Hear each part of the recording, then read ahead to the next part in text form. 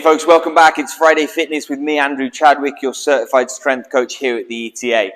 Now this week we're going to be talking about lower quarter rotation test. And what we're looking at here is internal and external rotation of your hips. We ask golfers all the time when they're doing their lower quarter rotation test if they understand why we're looking at it. And if they don't, we explain it for them.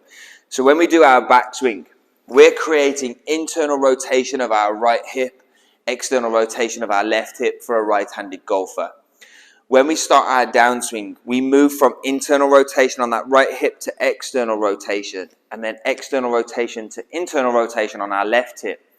Now the problem here is if we ever get stuck and we can't turn properly, so we're lacking internal rotation of our right hip for a right-handed golfer, we may see that then it transfers up the body to the lower back and maybe kind of thoracic spine to do more work.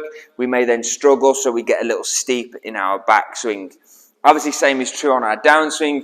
As we start the downswing, if we're stuck with internal rotation, we might stop turning the hips. We get a bit of an early extension, shoot the hips towards the ball. We may then kind of lead to having the hands high, inconsistent strikes, obviously inconsistent distance. And so here, we really want to address whether there is a problem with internal or external rotation of the hips. So what you would do, take a 6-iron and a shaft. You're going to go ahead and place the 6-iron onto the shaft here. You're going to go ahead and set your toes up on the shaft. Place one foot in a kickstand position, standing nice and tall. From here, turn into your backswing. Can I see that I'm past the 6-iron? Great. Cool. Switch the feet over. Again, kickstand position. This is the internal rotation of my right hip now with my right hip forward, with my right foot forward. I'm going to go ahead and turn into my backswing. Do I create enough turn? Am I getting past the 6-iron shaft? I'm probably a little limited. My right hip's a little tight. Now I'll do the same thing for my downswing. I'm going to go ahead and put my toes on the 6-iron. I'm going to go ahead and put my right foot in a kickstand position, so it's internal rotation of that left hip. I'm going to go ahead and turn into my through swing. I can see here I'm past 60 degrees, so that's fine. I'll go ahead and check the other side. Now it's external rotation of my right hip. I'm going to go ahead and turn.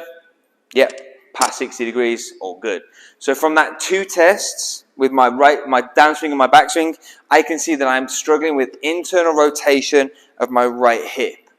And so what that might mean for me is as I start my backswing and I can't turn my hip effectively enough, I actually get steep with my hands. And I know that that's a swing fault of mine. So maybe my internal rotation of my right hip is actually limiting my turn in my backswing, which could then affect the way I'm delivering the club on the way down. So the great thing here is once we've identified that we've got that limitation in the right hip, we can now start to work on the process of changing it. And so what I want you to do is actually test this on yourself. Go ahead and get a 6-iron shaft, do your tests, see if there's a limitation on internal or external rotation on your backswing or your through swing. From there, you can start to address the mobility issues. If it's internal, obviously work on that. External, work on that. From there, you're going to start to see that your swing gets a little freer. You're going to feel a lot more comfortable turning through the ball. You're going to hit the ball a lot further, more consistent strikes, better ball flights, less dispersion. And that's what we all want as golfers. We want to hit the ball better, we want to swing better, but most importantly, we want to feel better. And so if you can address those issues there, you're going to start to see a big difference, and we can start to hit the ball further and better. Folks, that's this week's Friday Fitness. I hope you enjoyed the video. Go ahead and test yourself. Make sure you comment down below any thoughts, comments, questions, or concerns you may have about your lower quarter rotation test, and we'll be back next week with another Friday Fitness for you. I'm Andrew Chadwick, your certified strength coach here at the ETA. Take care.